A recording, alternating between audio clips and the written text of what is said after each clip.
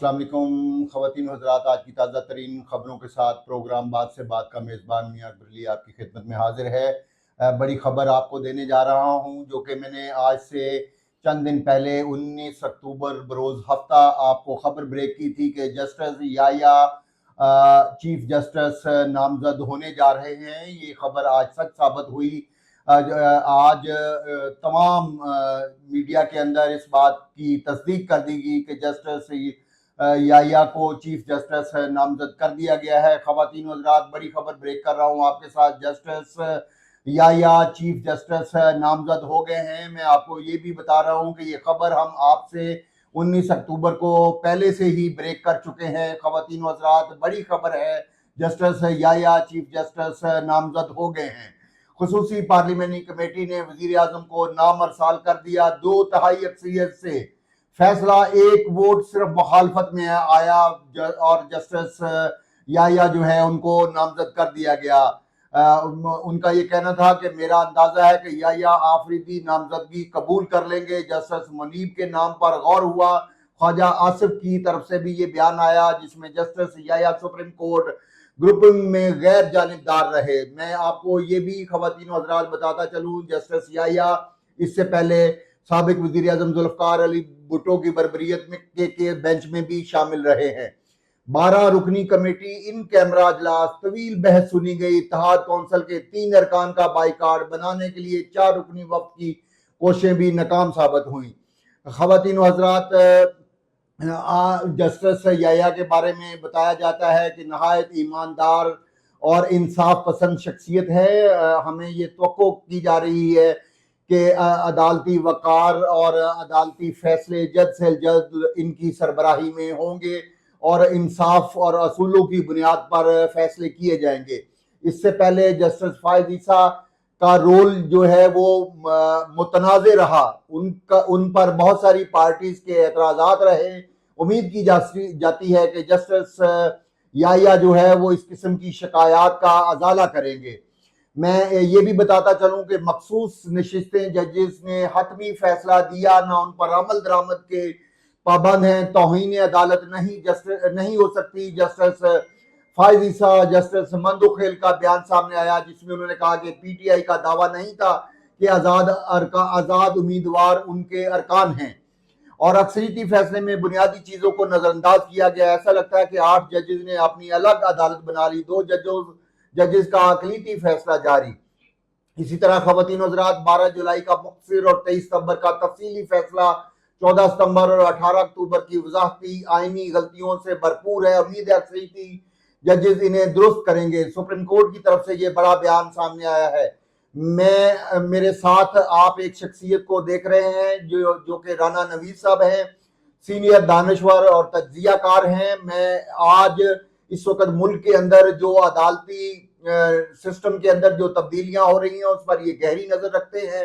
ہم ان سے گفتگو کریں گے کہ جسٹس یحییٰ کے آنے سے کیا پی ٹی آئی جو ہے ان کو تسلیم کرے گی یا کہ پہلے جیسی محاذہ رائے کی صورتحال رہے گی۔ جی رانا نوید صاحب۔ جی بہت شکریہ میاں صاحب کہ آپ نے مجھے بولنے کا موقع دیا ہے۔ دیکھیں میاں صاحب، آپ کے جو سوالات ہیں بالکل وہ ایک ایسے سوالات ہیں کہ جو عام انسان اور ایک عام عوام جو ہے وہ ان تمام چیزوں کو سننا چاہ رہی ہے۔ سب سے پہلے تو میں آپ کو یہ بتاؤں گا کہ دیکھیں، کل سے یہ بات سوشل میڈیا پہ گردش کر رہی ہے کہ جس کی لاٹھی اس کی بھینس، تو اس میں کوئی شک نہیں ہے۔ اگر آپ کل کے اجلاس کی اگر بات کریں تو اجلاس کے اندر ایک طویل بحث کے بعد جس میں یہ بھی سننے میں آیا کہ پیپلز پارٹی اور مولانا فضل الرحمان صاحب کا جو ووٹ تھا وہ جناب شاہ جی کی طرف تھا، لیکن خیر فیصلہ ہو گیا کہ جسٹس یحییٰ صاحب جو ہیں وہ چیف جسٹس بنیں گے۔ اب بات یہ ہے کہ یحییٰ صاحب کی ویسے تو لوگ کہہ رہے ہیں کہ ان کی 8 سال سروس ابھی رہتی ہے تو ان کو تو نقصان ہو گیا۔ سب سے پہلے تو میں ان لوگوں کو یہ بتاتا چلوں کہ ان 8 سالوں کا یا 3 سالوں کا حساب ایک طرف اور پوری زندگی کی سروس کا حساب ایک طرف، میرے خیال میں 1 سے 2 مہینے کے اندر 1 سال کا جو حساب ہے وہ پورا کر لیا جائے، 1 صدی کا حساب پورا کیا جائے گا اور پھر 7 نسلیں جو ہیں وہ خیر سے بیٹھ کے کھائیں گی۔ یہ تو بڑے لوگ اور بڑی بڑی باتیں، ہم چھوٹے چھوٹے لوگوں کا اس میں کیا عمل دخل۔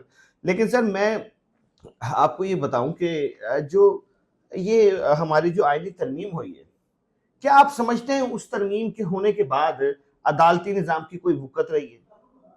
جی جی عدالتی نظام کہاں پہ کھڑا ہو گیا آئینی ترمیم کے بعد؟ یہ سب کو پتہ ہے. جی جی فیصلہ تو وہ ہونا ہے کہ جو اب اس ملک کے سربراہوں نے کرنا ہے.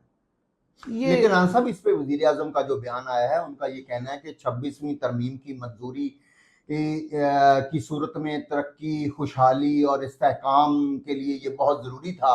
اس وجہ سے ہم نے یہ آئینی ترامیم کروائی، کیونکہ اس پہ ادارے تقسیم ہو گئے تھے، لہٰذا اداروں کو ایک پیج پہ لانا بہت ضروری تھا، جس میں ان کا کہنا ہے کہ اس وقت عدلیہ اور اس وقت اسٹیبلشمنٹ، آرمی اور جو حکومت ہے وہ ایک ہی پیج پر ہیں. آپ کیا سمجھتے ہیں کہ اس بڑے فیصلے کے بعد یہ کتنی دیر تک اس طرح کی محبتیں جو ہیں وہ قائم رہیں گی؟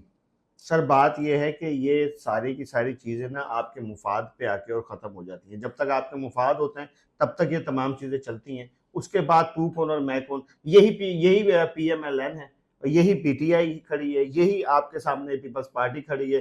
کل تک اداروں پہ یہ بھی بول رہے تھے. سر سپریم کورٹ ادارہ نہیں تھا؟ پی ٹی وی ادارہ نہیں تھا؟ تب کیا ہو گیا تھا؟ تب بھی تو ادارے تھے. اپنے مطلب کی صرف بات کر رہے ہیں. آپ مجھے یہ بتائیں کل کا جو فیصلہ ہوا ہے، آپ نے ایک اتنی بڑی پارٹی کو جو ہے پاکستان کی، اس پارٹی کو کہ جس کے بارے میں یہ کہا جا رہا ہے کہ اس نے تاریخ کا سب سے بڑا ٹرن آؤٹ دیا ہے، وہ آپ کی کسی بھی چیز کا حصہ نہیں بن رہی ہے. آپ ترمیم کرتے جائیں یا آپ اپنا جسٹس لگاتے جائیں، اس سے ہوگا کیا؟ مجھے آپ یہ بتائیں. اس سے صرف اتنا ہوگا کہ جو آپ چاہتے ہیں، جو آپ فیصلے کرانا چاہتے ہیں وہ آپ کروا لیں گے. اتنا ہی ہوگا، اس سے زیادہ. ران صاحب آپ سینئر تجزیہ کار ہیں، کافی قریب سے حکومتی معاملات کو دیکھتے ہیں. میں آپ سے یہ پوچھنا چاہوں گا کہ اس سے پہلے نون لیگ کی طرف سے اور پیپلز پارٹی کی طرف سے، ان کے سرکردہ رہنماؤں کی طرف سے یہ الزام عائد کیے جاتے تھے کہ عمران خان گورنمنٹ نے بہت زیادہ قرضے لیے ہیں مختلف ملکوں سے، آئی ایم ایف سے اور ادھر سے. لیکن میری معلومات کے مطابق شہباز حکومت ابتدائی 6 ماہ میں قرضوں میں نگرانوں کو اس وقت پیچھے چھوڑ چکی ہے. جو نگران حکومت نے بھی قرضے لیے تھے اس ملک کو چلانے کے لیے، اور 6 ماہ میں 5,552 ارب روپے قرضہ لیا، اور نگران دور کے اندر 6 ماہ میں 840 ارب قرضہ لیا گیا تھا. تو کیا یہ ایسا نہیں ہونا چاہیے کہ یہ جو قرضے لیے جاتے ہیں، اس کی ایک ویب سائٹ کے اوپر اس کو بتایا جائے کہ یہ قرضے، یہ لون کیا یہ پاکستان کی عوام کے لیے استعمال ہو رہے ہیں یا یہ اپنی ذاتی جیبوں میں گھوم کر واپس جا رہے ہیں اور پھر ملک سے باہر جا رہے ہیں، اور اس عوام کو یہ جو قرضہ لیا گیا انہیں ٹیکسوں کی صورت میں اپنی جیب سے پورا کرنا پڑے گا؟ سر مجھے آپ یہ بتائیں، آپ اور میں دونوں ہی عام شہری ہیں، یہ قرضہ جو بھی کوئی لے رہا ہے، کوئی بھی جماعت لیتی ہے، اس سے عوام کو مجھے ایک بھی فائدہ بتائیں کہ عوام کو یہ فائدہ ہو رہا ہے. یہ آپ مجھے بتائیں کہ یہ آئی پی پیز کا مسئلہ ہوا ہے، اس کے بعد کیا بجلی سستی ہو سکی ہے؟ اب بل جو ہے وہ خواتین و حضرات، ہمارا وقت پورا ہو گیا. میں رونا نویس صاحب سے اجازت چاہوں گا، پھر ایک نئے پروگرام کے ساتھ حاضر ہوں گے. اب تک کے لیے اللہ حافظ.